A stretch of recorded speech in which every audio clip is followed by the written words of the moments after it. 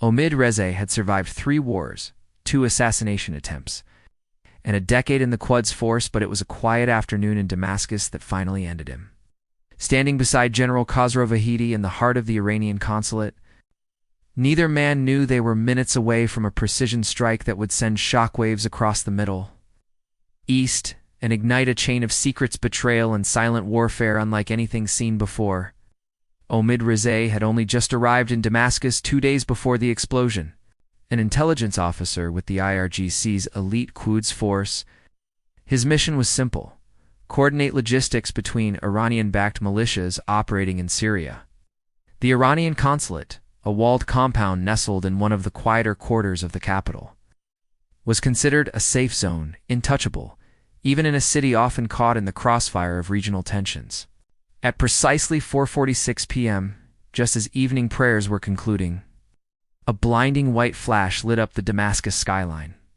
Witnesses miles away reported a thunderclap that shattered windows and set off car alarms.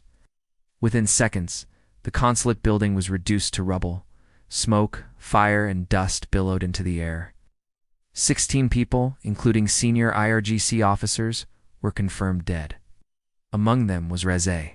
The initial reports blamed a gas leak, but investigators found no trace of gas infrastructure in the debris. Surveillance footage from a nearby traffic cam caught something far more chilling: a dark object descending rapidly moments before impact. Intelligence sources would later identify it as a guided missile, likely fired from a stealth drone. There were no claims of responsibility, but analysts quickly drew conclusions. The strike was surgical, precise, and executed during a time when the building was full of high-value Iranian targets.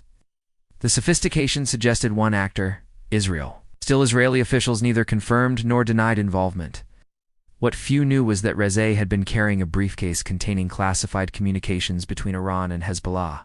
In the aftermath of the blast, fragments of that case were found near the epicenter, but its encrypted drive was never recovered. 3 weeks later, across the Mediterranean in Tel Aviv, an anonymous source leaked satellite imagery to a Western journalist. The photos showed the moments before the strike proof of drone activity over Damascus, with heat signatures matching Israeli Heron TP drones.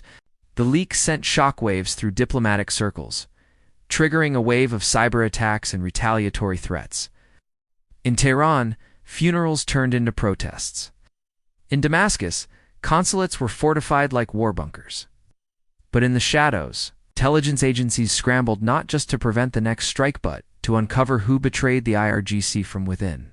Because one question remained unanswered: how did the attackers know exactly when and where to hit?